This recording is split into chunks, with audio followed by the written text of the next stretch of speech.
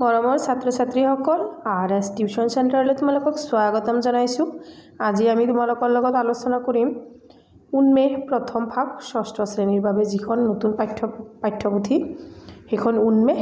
এই পাঠ্যপুথিখনৰ 11 নম্বৰ অধ্যায় মানে লেসন 11 আজি তোমালোকৰ লগত কুৱেশ্যন এনসাৰ শ্বেয়াৰ কৰিম। গতিকে যোৱা ভিডিঅ'বোৰত 1ৰ পৰা লেসন 10লৈ প্ৰতিটোৰ কাৰণে প্ৰতিটো বেলেগ বেলেগ ভিডিঅ' বনাই দিছোঁ। তোমালোকে গৈ প্লেলিষ্টত চাই ল'বা। চোৱা 11 নম্বৰ পাঠটোৰ নাম হৈছে মাইনৰ টনচিলাইজড। চোৱা ইয়াতে কি দিছে যে এই ব্ৰেকেটৰ ভিতৰত কি দিছে এইখিনি আগতে আমি পঢ়িম। এইটো চোৱা আমাৰ বায়ুমণ্ডলত থকা বিভিন্ন ধৰণৰ বীজাণুৱে শৰীৰত প্ৰৱেশ কৰি নানা ৰোগৰ সৃষ্টি কৰে। এই ৰোগবোৰৰ লগত পৰিষ্কাৰ পৰিচ্ছন্নতাৰ কথাও জড়িত হৈ থাকে। পাঠ্যৰ যোগেদি শিক্ষাৰ্থীৰ স্বাস্থ্য সম্পৰ্কীয় সজাগতাৰ বৃদ্ধি হ'ব। পাঠ্যত লেখকে টনচিলাইটিছৰ দৰে ৰোগ এটা কেনেকৈ কাহিনীৰ জৰিয়তে বৰ্ণনা কৰিছে চাওঁ আহাচোন। চোৱা মই পাঠটো তোমালোকক বুজাই নিদিওঁ, ডাইৰেক্ট কুৱেশ্যন এনসাৰলৈ যাম, নহ'লে ভিডিঅ'টো বহুত ডাঙৰ হৈ যাব। চোৱা পাঠটোৰ নাম হৈছে কি মাইনৰ টনচিলাইজড। চেপ্টাৰ 11 ক্ৰিয়াকলাপ পাঠভিত্তিক প্ৰশ্ন যিখিনি আছে সেইখিনি আমি আগতে পঢ়িম। চোৱা তলত দিয়া প্ৰশ্নসমূহৰ শুদ্ধ উত্তৰটো বাছি উলিয়াই সঠিক বৃত্তটো পূৰ কৰা। প্ৰায়বোৰ ভিডিঅ'তে এনেকুৱা কুৱেশ্যন আমি 1 নম্বৰত কৰিছোঁ। এইবিলাক হৈছে MCQ। গতিকে তোমালোকে 1 নম্বৰটোত কি দিছে চোৱা, সদায় দাঁত মুখ কিয় পৰিষ্কাৰকৈ শুব লাগে। 1 নম্বৰটোত দিছে অপশ্যন খোৱা বস্তু ডিঙিত লাগি ধৰাৰ সম্ভাৱনা থকাৰ বাবে, বীজাণুৱে বাহ লোৱাৰ সম্ভাৱনা থকাৰ বাবে, শুকান কাহ হোৱাৰ সম্ভাৱনা থকাৰ বাবে আৰু ডিঙিত ঘোলা চাপৰি পৰাৰ সম্ভাৱনা থকাৰ বাবে। গতিকে ইয়াৰ শুদ্ধ এনসাৰটো হ'ব আমাৰ অপশ্যন খ বীজাণুৱে বাহ লোৱাৰ সম্ভাৱনা থকাৰ বাবে। গতিকে সাইডত যেনেকৈ এনেকৈ ক খ গ ঘ লিখা আছে তাৰ পৰা তুমি খ নম্বৰ অপশ্যনটো এনেকৈ গোল চিন দিবা। এইটো MCQ বুলি কোৱা হয়। তাৰে পিছৰ প্ৰশ্নটো চোৱা 2 নম্বৰটো মুনুটি আৰু জন্তীৰ মনটো কিয় বেয়া লাগি আছিল।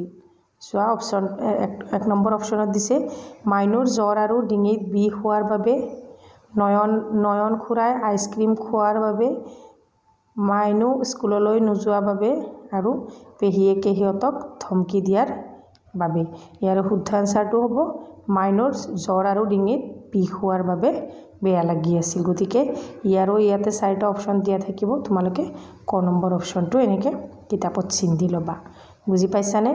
চোৱা 2 নম্বৰটো নালাগে, 3 নম্বৰটো চোৱা তলত দিয়া শব্দৰ অৰ্থৰ সৈতে মিলোৱা। শব্দবোৰ অৰ্থৰ সৈতে মিলাব দিছে। ডাইৰেক্ট এনসাৰ কৰি দিছে। চোৱা সাৰ্থক মানে হৈছে শৰীৰত জোৰা উখৰা এবিধ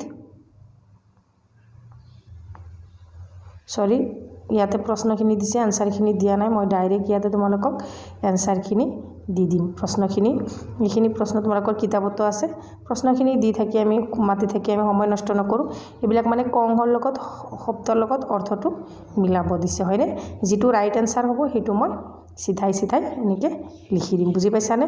উলট পালট কৰি দিয়া আছে, মই চিধাই লিখি দিছোঁ। চোৱা সাৰ্থক থাকিলে সেইটোৰ এনসাৰত চিধাই এইটো চাইডত লিখিবা উদ্দেশ্য সিদ্ধি বা সফল।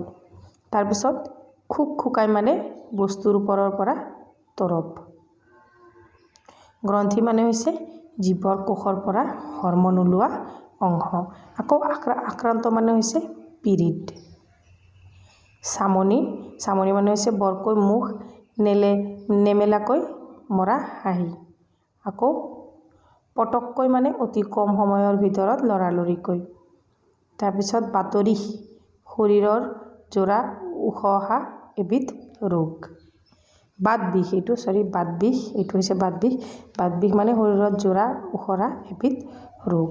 তাৰপিছত 4 নম্বৰ প্ৰশ্নটো চোৱা তলত দিয়া প্ৰশ্নবোৰৰ উত্তৰ কোৱা আৰু লিখা। এইটোৱে হৈছে ইম্পৰ্টেণ্ট টপিক। লেসনটোৰ মাজত যিটো টপিক থাকে আটাইতকৈ ইম্পৰ্টেণ্ট টপিক হৈছে এইটোৱে। ইয়াৰ পৰাই প্ৰশ্ন আহে পৰীক্ষাত। চোৱা ক নম্বৰটোত কি কৈছে, ক নম্বৰটোত কৈছে মাইনু স্কুললৈ কিয় যোৱা নাছিল। এনসাৰত লিখিবা মাইনুৰ জ্বৰ আৰু ডিঙিত বিষৰ কাৰণে মাইনু স্কুললৈ যোৱা নাছিল। তাৰে পিছৰ প্ৰশ্নটো চোৱা যে মাইনুক ঠাণ্ডা পানী খাবলৈ দি মানা কিয় মানা কৰা হৈছিল লিখিবা ঠাণ্ডা বস্তু খালে মাইনুৰ টনচিলৰ বিষ আৰু জ্বৰ বাঢ়ি যাব পাৰে বুলি ভাবি ডাক্তৰ পেহীয়ে মাইনুক ঠাণ্ডা পানী খাবলৈ মানা কৰা হৈছিল তাৰে পিছৰ ঘ নম্বৰ প্ৰশ্নটো চোৱা মাইনুক কোনে জকাইছিল মাইনুক মুন্তি আৰু জন্তিয়ে জকাইছিল টনচিল কি এইটো হৈছে ইম্পৰ্টেণ্ট কুৱেশ্যন টনচিল কি এইটো অকল পাঠৰ কাৰণে নহয় এনেও আমি জানিব লাগে এইটো চোৱা টনচিল হ'ল এটা গ্ৰন্থি আমাৰ শৰীৰৰ কামত অহা অংশ ইহঁত আমাক দেহটোক ৰোগ আক্ৰমণৰ পৰা ৰক্ষা কৰে কেতিয়াবা ইহঁতে নিজে বীজাণুৰ দ্বাৰা আক্ৰান্ত হয় তেতিয়া ইহঁত উখৰি উঠে চোৱা ৰঙা পৰে আৰু বিষায় টনচিলৰ অসুখ হ'লে জ্বৰ উঠে আৰু ডিঙিত বিষ হয় ইয়াকে টনচিলাইটিছ বুলি কোৱা হয় তাৰে পিছৰ প্ৰশ্নটো চোৱা টনচিলাইটিছ হোৱাৰ মূল কাৰণ কি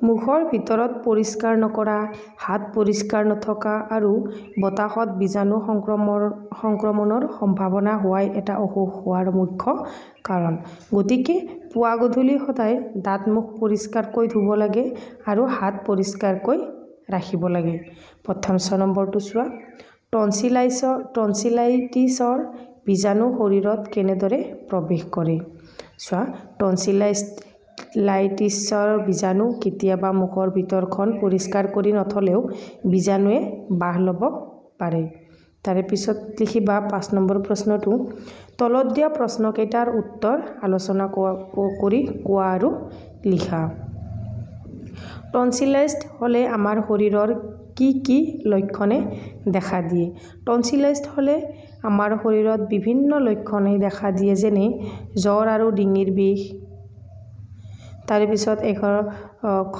নম্বৰটো চোৱা টনচিলাইটিছৰ পৰা হাত সাৰি থাকিবলৈ আমি কেনে ধৰণৰ সাৱধানতা ল'ব লাগে এইটোৰ উত্তৰত লিখিবা যে টনচিলাইটিছৰ পৰা হাত সাৰি থাকিবলৈ আমি বিভিন্ন ধৰণৰ সাৱধানতা ল'ব লাগে যেনে পুৱা গধূলি সদায় দাঁত মুখ পৰিষ্কাৰকৈ ধুব লাগে হাত পৰিষ্কাৰ কৰি ৰাখিব লাগে আৰু ঠাণ্ডা বস্তু খোৱা নিষেধ কৰিব লাগে তেতিয়াহ'লে আমি টনচিলৰ পৰা হাত সাৰিব পাৰিম হয়নে 6 নম্বৰটো চোৱা কৈছে যে কোনে কাক কিয় কৈছিল ইম্পৰ্টেণ্ট কুৱেশ্যন ইয়াৰ পৰাও পৰীক্ষাত আহিব চোৱা তোমালোকে মাইনুক কিয় জকাইছা চোৱা ডাক্তৰ পেহীয়ে মুন্তি আৰু জন্তিক কৈছিল কোনে কৈছিল যে তোমালোকে মাইনুক কিয় জকাইছা এই কথাষাৰ ডাক্তৰ পেহীয়ে মুন্তি আৰু জন্তিক কৈছিল কাৰণ মাইনুক জকোৱাৰ বেয়া বুলি কৈছিল যে মাইনুক জকোৱাটো বেয়া তাৰে পিছৰ খ নম্বৰ প্ৰশ্নটো চোৱা এইটো মাইনুৰ টনচিল দুটা কেতিয়া কাটিব চোৱা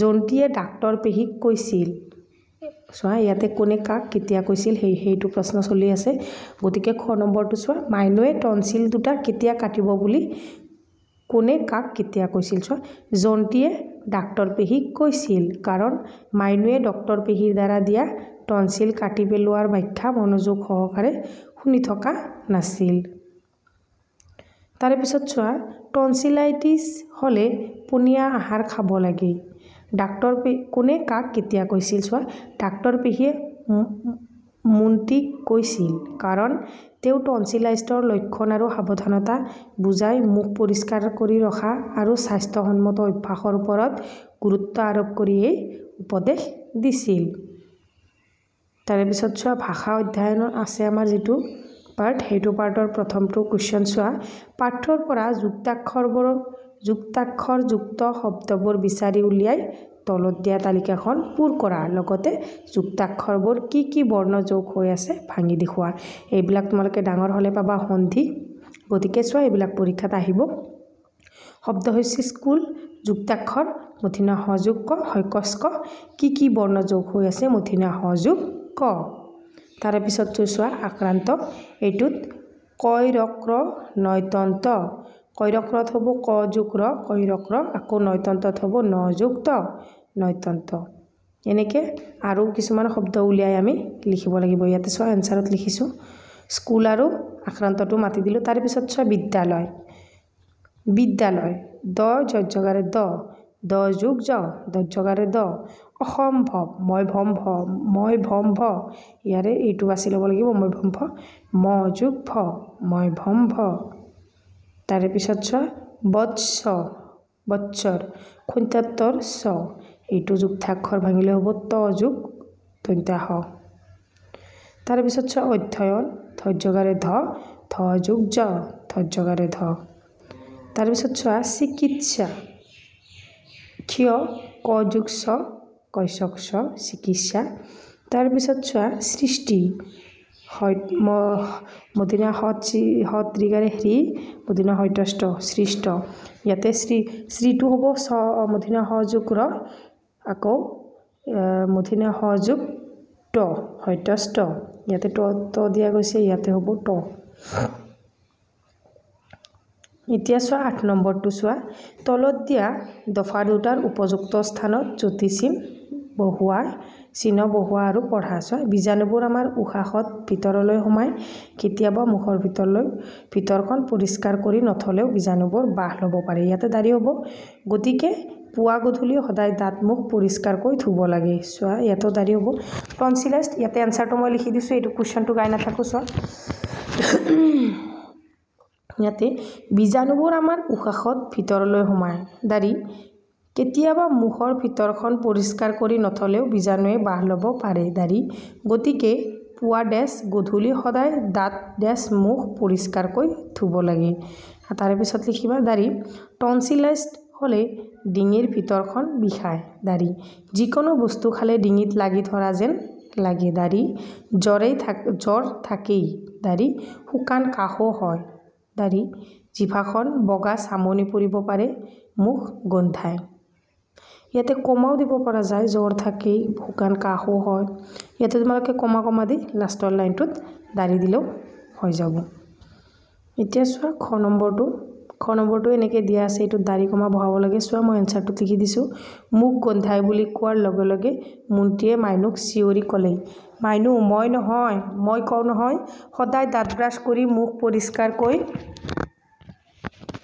ধুবলৈ এতিয়া মজা পাইছা ডাক্তৰ পেহী তাৰ পাছত কোৱা চোৱা 9 নম্বৰটো তলত দিয়া শব্দকেইটা প্ৰয়োগ কৰি বাক্য ৰচনা কৰা এইবিলাক তোমালোকৰ পৰীক্ষাত আহিব এটা 1 নম্বৰটো হৈছে বীজাণু সংক্ৰমণৰ ফলত মানুহে নানা ধৰণৰ অসুখত আক্ৰান্ত হয় তাৰে পিছৰ বাক্য ৰচনাটো চোৱা সাৰ্থক স্বাস্থ্য সজাগতাৰ বাৰ্তা প্ৰচাৰত স্কুলখনৰ উদ্যম সাৰ্থক হৈছে তাৰে পিছত গ নম্বৰটো চোৱা পৰিষ্কাৰ সুস্থ থাকিবলৈ সদায় হাত মুখ পৰিষ্কাৰ ৰখা উচিত তাৰে পিছত 4 নম্বৰটো চোৱা আক্ৰান্ত মন্ত্ৰীয়ে ভাইৰাছত আক্ৰান্ত হৈ বিছনাত পৰি আছে গতিকে আজিৰ ভিডিঅ'টো ইমানতে সামৰিছোঁ মোৰ মৰমৰ ছাত্ৰ ছাত্ৰীসকল তোমালোকে যদি আগৰ ভিডিঅ'বোৰ চোৱা নাই গৈ এতিয়া প্লেলিষ্টত গৈ চাই লোৱা আৰু ইয়াৰ পিছৰ ভিডিঅ'বোৰো প্লেলিষ্টত সেভ কৰি দিয়া আছে তোমালোকে গৈ একফালৰ পৰা আটাইবোৰ কুৱেশ্যন আনসাৰ লিখি লৈ মুখস্থ কৰিবা আৰু যদি চেনেলটো চাই ভাল লাগে সাবস্ক্ৰাইব কৰিবা কমেন্ট সেকশনত তোমাৰ নামটো লিখি মই লৈ পঠিয়াবা গতিকে আজি ইমানতে সামৰিছোঁ থ্যাংক ইউ ফৰ ওয়াচ